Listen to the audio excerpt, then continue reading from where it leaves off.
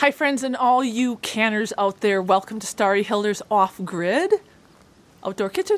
We are going to be doing another jam recipe, and I wanted to follow up. I just posted a jello jam recipe, and you know, I'm loving this jello jam recipe. It is 100% foolproof.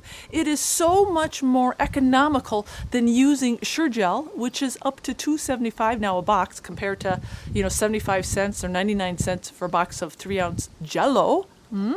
And you don't have to use all that sugar. You could actually use very little sugar.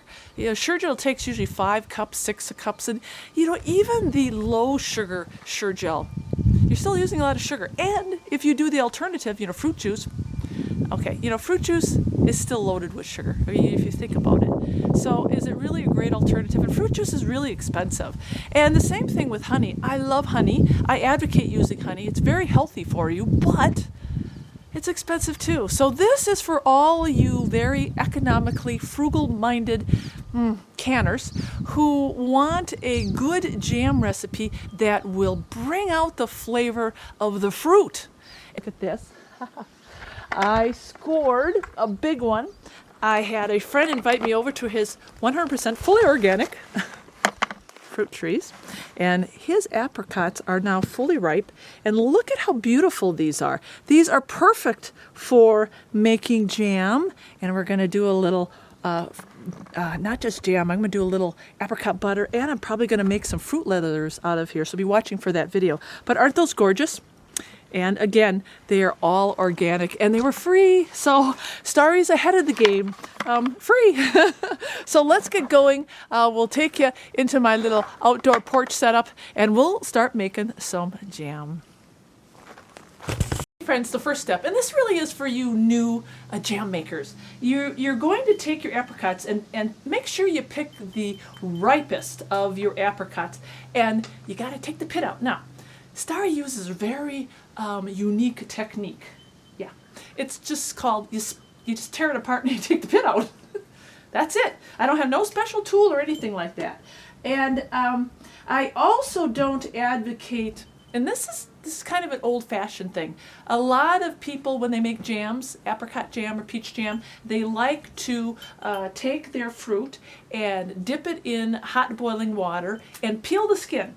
And then you got to dip it in cold water. Starry doesn't do that. Starry's time is valuable. I don't like standing over the stove and making jam all day and peeling, and people will say it's really easy. It just takes too much time for me. So this is a really fast, quick, easy recipe where you're not doing that. And trust me, friends, these skins disintegrate. I've made a lot of beautiful jam and butter with the skins on.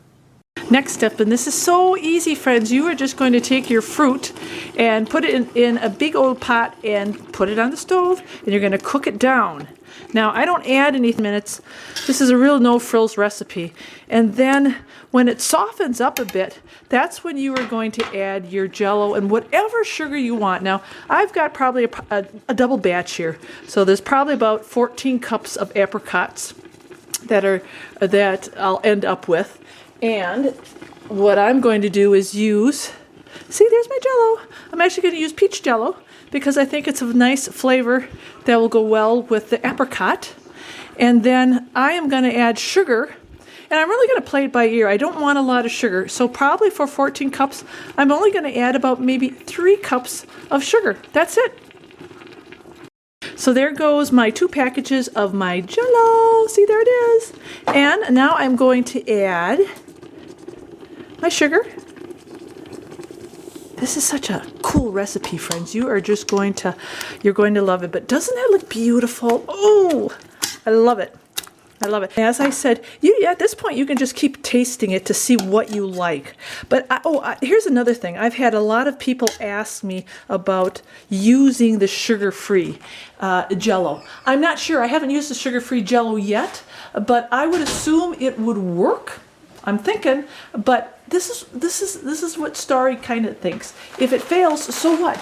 You're still going to have it canned, and you can use it for a fruit topping. It may not be of jam consistency, but it's not going to go to waste. So, if it fails, that's okay.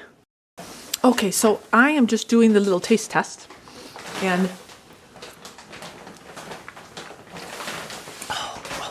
it tastes really good. And I only put 2 cups of sugar in, so I'm probably going to keep it only at 2 cups. And at this point, you can be creative with your jam.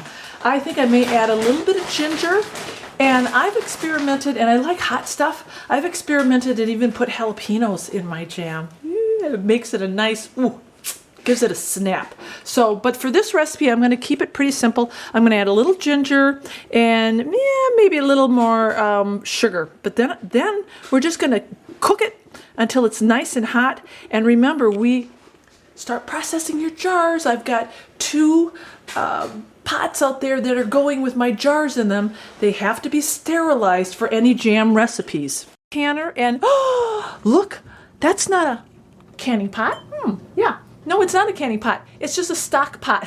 And you can use a stock pot for canning too. Any pot will work. So I've got my half-pint jars in here, and they've been processed for 10 minutes, and so has my pint jar. So I'm going to leave them in there until my apricot mixture is ready. So let's go inside and look. It's boiling on the stove. You want it to boil nice and hard, and then we're going to ladle it right into these hot jam jars. Okay, friends, and here is a canning lid 101 tip, because I had a ball lid fail on my peaches.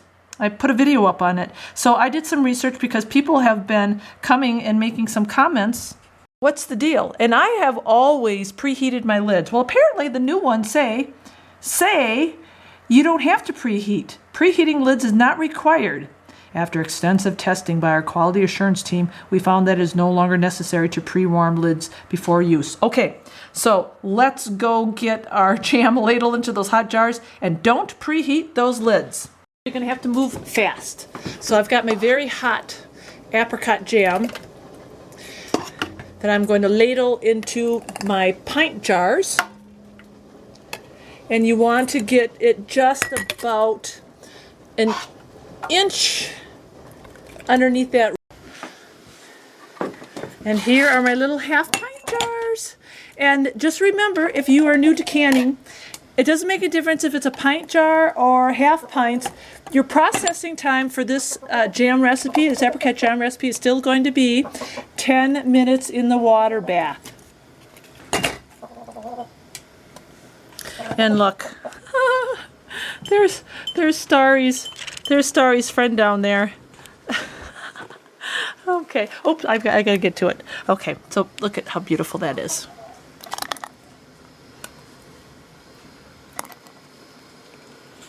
Out from the hot water bath, my jars, and I flipped almost all of them upside down.